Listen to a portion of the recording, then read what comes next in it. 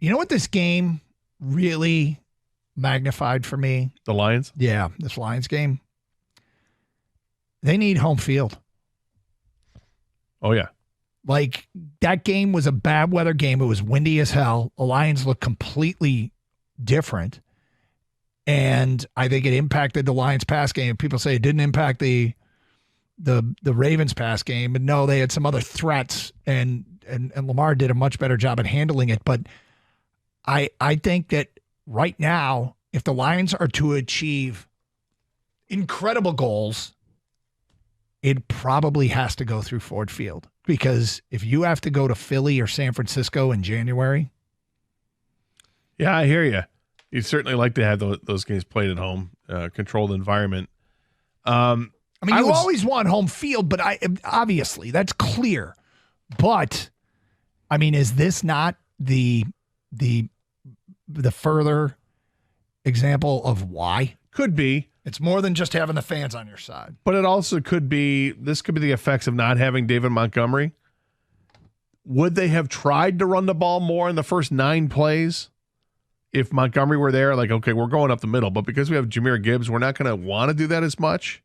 Mm-hmm. You know, if you had a healthy tandem, 1-2 tandem that you felt confident about, hey, we got Montgomery, we got Gibbs.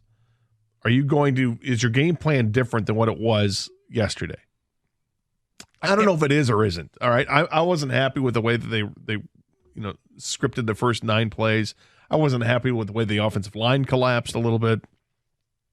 I mean, again, I'm being serious here because obviously you always want home field. I think this team needs it more than anybody else. They might. 248-539-9797. So, if they get that, I'm right back on board them reaching a ceiling that is unprecedented in a lifetime. If they don't, it's clear that it's going to be extraordinarily difficult and maybe even impossible. So we'll see. 248-539-9797. Some folks have been very patient. Let's go to John. You're on 97. Want to take it. Hi, John. Hi. How you guys doing today? Okay. I just had an interesting thought, and I just think that when we took a day off practice last week to rest players, I think that's why we looked unprepared. And to be honest, I'm happy we did because I'd take the rest over this loss. I think we can manage this loss. Yeah. Yep. I mean, look, if they can't, if they don't respond well to this, John, then they're probably not. They probably don't have the right makeup.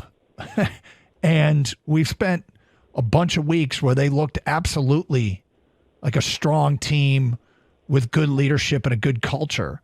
Well, it's easy to say you have a good culture when you're winning. Doesn't it really get measured now? I just think it's I would even champ Dan Campbell for giving us the rest because I think it's so much more important for us to be healthy down the stretch than it is to win one game, especially one that everyone could have looked at as a loss prior to the game coming up. Hey, thanks for the phone call. Joey's next on 97.1 A Ticket. Hi, Joey. Hey, guys. How are you? Good, sir. Good. First time, long time, ever since you guys started. I appreciate I'm in that. San Diego, California, and long-time Lions fan. I think the problem here is the top-end depth, right? If you look at the last 2 drafts, 6 picks, J-Mo, Gibbs, Campbell, Luis Enrique, Pascal, Melanfamu. If you look at them, you should get more contribution from those players at those positions. And we've been filling it in. I agree with Gator the whole time. He wanted to get that guy from I think it was Washington.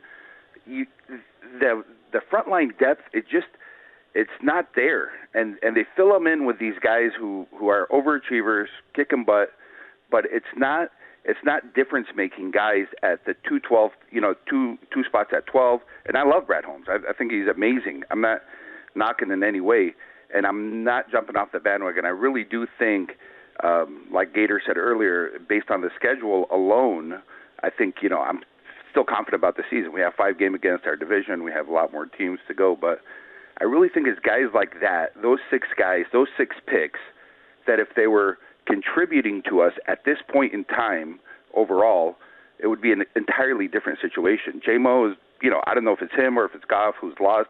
Every time he's catching a ball, it's like, where's the ball? He's tracking it down or it's short. Melanfamu, obviously, I wouldn't, he's subpar at best. Pascal's in and out. Luis Enrique can't even make the team based on his injuries. And Gibbs is great. I just don't know if they're using him correctly or whatever. I think that's the problem overall in our depth on our team. We look good. We beat teams we're supposed to beat, but when we play somebody who schemed up against us, we get punched in the mouth. We really do. That's all true. They still beat Kansas City. Yeah. I understand what and the guy from Washington I like was Deron Payne in the offseason, was hoping that the Commanders weren't going to come up with an extension with him. They did. They gave him monster money. He stayed there. And that's a defensive tackle that gets push. Like there are a handful of guys like that in the league, and he was one of them. That being said, they've gotten some contributions from some of the players he mentioned, and some of these guys are first and second year players.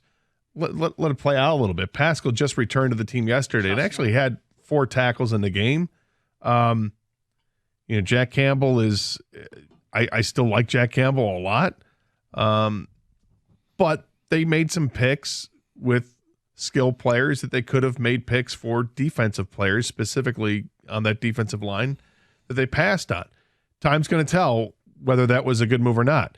The returns, if you're just going to compare it to yesterday, obviously Jameson Williams, not much of a factor in the game. He had a drop pass. He had also passes that were poorly thrown. There was an interference call that wasn't called that, clearly made a difference, and a ball hit him in the face mask and makes him look foolish. And then you see a closer look at it. The defender clearly chops his arm as he's trying to go up to catch it, and it's not called. But he doesn't – there's a mix-up on a play, a swing pass where he kind of stopped the route and Goff led him, and he had to kind of extend an arm, and it was incomplete. It's disappointing, and it's frustrating, and it's a process, and it's a learning process, and you can clearly see that he's got a lot to learn. On the other side, Gibbs had 120 yards in offense, 111 yards in offense, whatever it was.